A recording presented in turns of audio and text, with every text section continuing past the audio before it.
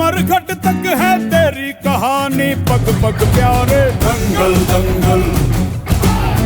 चलिए एक और निमसेट टॉपर से मिलते हैं, विकास से, जो कि इंदौर से, जिनका ऑल इंडिया रैंक 351 है। तो सबसे पहले विकास, आपको इस रैंक के लिए ढेर सारी शुभकामनाएं। Thank you so much. तो विकास, आपकी जो इंटायर सक्सेस जर्नी है, कब आपने निमसेट के लिए सोचा, फिर किस ढंग से प्रिपरेशन की, और इंटायर जो सक्सेस जर्नी में चाहूंगा आप बच्चों को बताएं। हेलो एवरीवन, मेरा नाम विकास नायमा है। मैंने निमसेट 2023 में ऑल इंडिया रैंक 351 अचीव की है, और इसका पूरा जो क्रेडिट है वो सर को ही जाता है, क्योंकि सर ने जो भी हमें सिखाया है वो बहुत मतलब एक निमसेट तक लिमिटेड नहीं है, वो आगे भी लाइफ में इंटायर लाइफ में काम देगा। अब मैं अपनी जर्नी को बताता हूँ। मेरी जो निमसेट 2023 की जर्नी है वो स्टार्ट होती है मेरे जेई फेल्यूर से। जब मैंने जेई का प्रिपरेशन किया था, अच्छा कोचिंग पे ज्वाइन किया था 12 के बाद, लेकिन उसके बाद मैंने मतलब उसमें मेरा सिलेक्शन नहीं हो पाया था। उसमें थोड़ा मेरा ही फॉल्ट था। उसके बाद मैंने जैसे ऑप्शन अपन प्लान भी हम हर बार देखते हैं कि अब कौन सा ऑप्शन हो सकता है, क्योंकि घर की फाइनेंशियल स्टेट ऐसी नहीं थी और टाइम भी नहीं था कि अगला ड्रॉप एक और ड्रॉप लिया जाए। तो उसकी वजह से फिर मैंने यूट्यूब वगैरह पे सर्च करना सोचा कि क्या क्या ऑप्शन हो सकता है। तो फिर मैंने सोचा बीसीए एमसीए भी होता है। सर का वीडियो देखा था जिसमें सर ने जेई और एमसीए को कंपेयर किया था कि किस टाइम पे हम जेई के लिए एक्शन लेना चाहिए, जो मेनली 11 10th या 9th से जो बच्चे प्रिपरेशन करने लग जाते हैं। तो जेई फेल्यूर के बाद से मेरा एक्चुअल में निमसेट का जर्नी स्टार्ट हुआ था। तब मैंने फर्स्ट ईयर में शायद थोड़ा बहुत सेल्फ स्टडी से पढ़ा था, एंड सेकेंड ईयर में मैंने सोचा था कि मैं इम्पिटस ज्वाइन करूँगा। तो थर्ड सेम में मैंने मेनली सेल्फ प्रिपरेशन की थी यूट्यूब वगैरह से। तो उसमें मेन होता क्या था ना, हम जो भी यूट्यूब से जेई वगैरह के लेक्चर देखते थे, तो उसमें मेनली हर क्वेश्चन को मेथड से ट्राई करते थे, क्योंकि जेई जेई वगैरह में यही सिखाया जाता है कि आप मेथड से ट्राई करो। बाकी फिर बाद में सर के साथ जुड़े मैंने 2022 जनवरी में सर के साथ ऑनलाइन कोर्स से जुड़ा था मैं इम्पिटस गुरुकुल से। और उसके बाद मैंने जो फास्ट ट्रैक 2022 के लिए जो फास्ट ट्रैक हुआ था, उसमें पूरा देखा कि सर ने किस तरीके से उन बच्चों को सिखाया था, क्योंकि उनका 22 में एग्ज़ाम था। तो उसमें जो सर ने ट्रिक वगैरह अप्लाई करना सिखाया था वो धीरे धीरे सीखा। देन उसके बाद फिर जुलाई में जब 23 का ऑफलाइन बैच स्टार्ट हुआ, तब हमारा नया सेशन स्टार्ट हुआ था। एक बार सिलेबस पूरा हो चुका था, तो उससे सब कुछ समझ में आ गया था कि हमें पहले हम इस तरीके से पढ़ रहे थे, अब इस तरीके से पढ़ने की ज़रूरत है। कि जैसे ही जुलाई में सेशन स्टार्ट हुआ, तो उसके बाद जो टेस्ट में पहले स्कोर 120 में से 60 50 आते थे, वो 80 100, उसके बाद 200 में से 150 160 आने लगे थे। उसके बाद धीरे धीरे मतलब सर का एक ही कहना था, बस आप मेहनत करते जाओ, कुछ मत सोचो।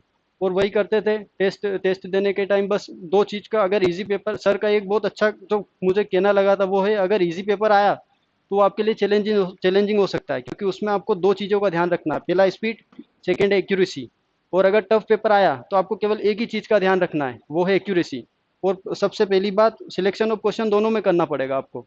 इजी में भी अगर आप एक दो क्वेश्चन, इजी पेपर में भी 45 क्वेश्चन देंगे और 5 क्वेश्चन वो टफ कॉम्प्लिकेटेड दे देंगे जो उलझा सकते हैं, अगर उन पे फोकस किया तो इजी पेपर भी बिगड़ सकता है। इसलिए सिलेक्शन ऑफ क्वेश्चंस पे रेगुलर वर्क करते गए। फिर जैसे ही मॉक स्टार्ट हुए, तो मॉक में भी धीरे धीरे स्टार्टिंग से परफॉर्मेंस अच्छा ही था, हर बार 40 50 के अंदर रैंक आती थी, कभी कभी 20 टॉप 10 में भी आई थी। तो कॉन्फिडेंस तो था ही सही, लेकिन जो एक वो अंदर से जो सेल्फ बिलीफ आता है ना, वो मॉक टेस्ट में जब आप स्कोर करेंगे, अच्छा सिलेक्शन करेंगे तो आएगा। और वही at the end of the day, आपने जितने भी, जब आप एग्जाम देने जा रहे हैं एक दिन पहले, तो वो मैटर नहीं करता है कि आपके स्कोर कितने आए, पर इससे जो सेल्फ बिलीफ आपको मिला है वो वहाँ जाके आपको काम आएगा। और उसके पहले आपको बिल्कुल दिमाग खाली कर रख के जाना है, 2 दिन कुछ नहीं सोचना है बस। और वही करके गए थे। बाकी पेपर देखा 23 का, तो थोड़ा बहुत पैनिक तो हुआ था, उसकी वजह से जो रैंक थोड़ी सी नीचे गई है। बाकी pretty happy with my performance. तो देखिए, विकास ने बिल्कुल सही बोला। बाकी इसने एक बात बोली कि सक्सेस जर्नी इसकी आईआईटी फेलियर से होती है। वो फेलियर नहीं था, वो लर्निंग ईयर था। हाँ।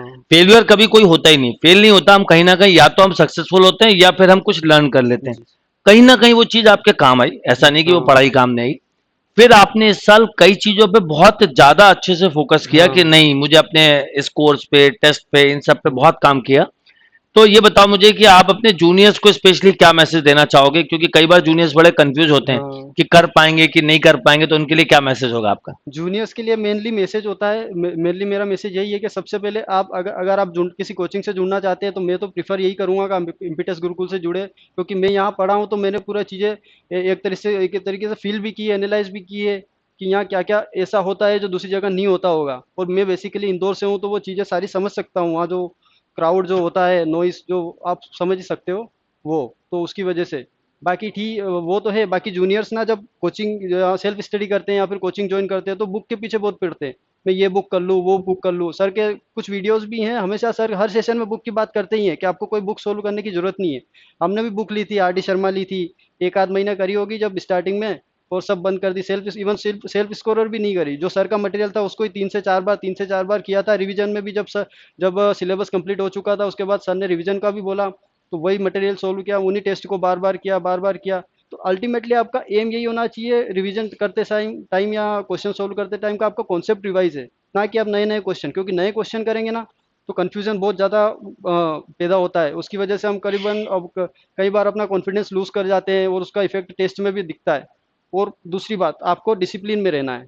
डिसिप्लिन मतलब ऐसा नहीं है कि मतलब कभी पढ़ रहे हैं कभी नहीं पढ़ा, इस दिन 1-2 घंटे पढ़ा है, डेली पढ़ना है डेली। और ऐसा नहीं है कि आपको अगर कोई 14 घंटे पढ़ रहा है या 12 घंटे पढ़ रहा है तो आपको भी वही पढ़ना है। आप डेली का एक डायरी लीजिए, उसमें डेली का टारगेट बनाइए। वैसे तो सर हर हफ्ते अपना वीकली प्लान बताते हैं, मंथली प्लान बताते हैं, तो उसके अकॉर्डिंग भी चलेंगे तो बहुत अच्छा रहेगा।